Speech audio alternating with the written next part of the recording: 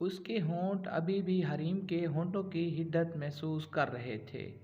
دونوں کی سانسیں ایک دوسرے سے ٹکرا رہی تھی، مگر پھر حنین نے اچانک حقارت سے حریم کو بستر پر دھکا دیا اور باہر نکل گیا۔ یہ شادی کے بعد پہلی بار تھا کہ حنین نے حریم کو چھوا تھا، مگر آج پھر وہ اس کے جذبات کا قتل کر کے اس کی پیاس بڑھا کر ایسے ہی کمرے سے نکل گیا۔ حریم کی نیلی آنکھوں سے موتی جیسے آنسو اس کے سفید گالوں سے ٹپ ٹپ بہہ رہے تھے۔ یہ پہلی بار نہیں تھا جب حنین نے حریم کے جذبات اس طرح مجروح کیے تھے۔ اسے ایک بار پھر پیاسا اور روتا چھوڑ دیا تھا۔ ایک وقت تھا جب حنین کے لیے حریم سب کچھ تھی، اس کی زندگی کا محور، اس کی جستجو کا مقصد۔ وہ اسے پانے کے لیے دیوانہ تھا۔ حریم حنین کی ماموزاد کزن تھی، اور حنین نے جب سے عشق اور محبت کو سمجھا تھا، اس کے لیے اس کی حقیقت صرف حریم تھی۔ حریم کے والد کی اپنی ربڑ کی چھوٹی سی فیکٹری تھی۔ اکلوتی بیٹی تھی تو تھوڑی مغرور اور ضدی بھی تھی، مگر کہتے ہیں نہ کہ خدا جب حسن دیتا ہے تو نزاکت آ ہی جاتی ہے۔ اس کی گوری رنگت، سیدھے سنہری بال اور نیلی آنکھوں والی شخصیت پر نخرہ جچتا بھی تھا۔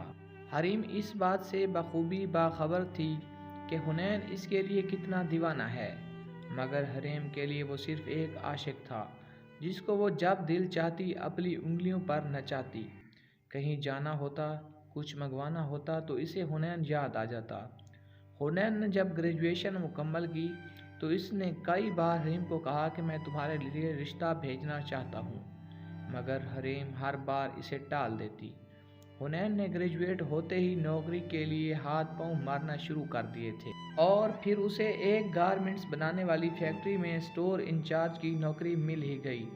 تنخواہ تھوڑی کم تھی، مگر اس نے سپلائی چین میں اپنی اسٹڈیز مکمل کرنا تھیں، تو اس فیکٹری اور نوکری میں سیکھنے کے کافی مواقع تھے۔ نوکری ملتے ہی حنین نے اپنی امی سے بات کی کہ حریم کے گھر جائیں رشتہ لے کر۔ حنین کی امی خوشی سے پھولی نہیں سما رہی تھیں کہ حنین ان کے بھائی کی لڑکی کو اپنی بیوی بنانے کا خواہش مند ہے۔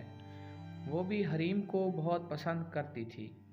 حنین نے یہ بات کریم کو نہیں بتائی کہ اس کی امی رشتہ لانے والی ہے، کیونکہ وہ جانتا تھا کہ حریم پھر اسے منع کر دے گی۔ اتوار کی صبح حنین اپنے کمرے میں سویا ہوا تھا کہ اچانک موبائل کی رنگ سے اس کی آنکھ کھلی۔ موبائل کی اسکرین پر جو نام جل بجھ رہا تھا وہ اس کا دن خوشگوار بنانے کے لیے کافی تھا۔ حریم اسے سامنے سے کال کر رہی تھی۔ اندھے کو کیا چاہیے، ہوتا ہے دو آنکھیں۔ صبح صبح حریم کی آواز سننے کو ملی جانا ہی اس کے لیے ایک خوش نصیبی تھی۔ اس نے فوراً فون ہاتھ بڑھا کر چارجنگ کا تار نکالا اور موبائل کان سے لگایا۔ ابھی وہ ہیلو بولنے ہی والا تھا کہ سامنے سے حریم شروع ہو گئی۔ کیا یار سو رہے ہو ابھی تک؟ مجھے اتوار بازار جانا ہے۔ سردیاں آ رہی ہیں، کچھ پونچو لینے ہیں یونی جانے کے لیے، پلیز چلو نا۔ آخری لفظ حریم نے اتنے پیار سے کہے کہ حنین فوراً بستر سے اٹھ بیٹھا۔ کہاں اس نے سوچا تھا کہ پورے ہفتے کی تھکن سو کر مٹائے گا۔ اس نے تو امی کو بھی کہہ دیا تھا کہ آج جلدی مت اٹھائیے گا، اور اب حریم کو کہہ رہا تھا کہ بس 10 منٹ میں پہنچ رہا ہوں، اور فوراً نہانے کے لیے واش روم میں داخل ہوا۔ اس نے اپنی ٹی شرٹ اتاری اور شاور آن کر لیا۔ وہ خود بھی ایک خوبرو نوجوان تھا جس کی جسامت کسرتی تھی۔ وہ باقاعدگی سے جم جایا کرتا تھا۔ وہ ابھی نہا کر نکلا ہی تھا اور ٹی شرٹ پہن کر بالوں میں کنگھا ہی کر رہا تھا کہ اس کا موبائل دوبارہ بجنے لگا۔ اس دفعہ اس کی کزن ماریا تھی، جو اس پر اسی طرح ہی جان چھڑکتی تھی جس طرح وہ حریم پر، مگر وہ اسے خاطر میں نہیں لاتا تھا۔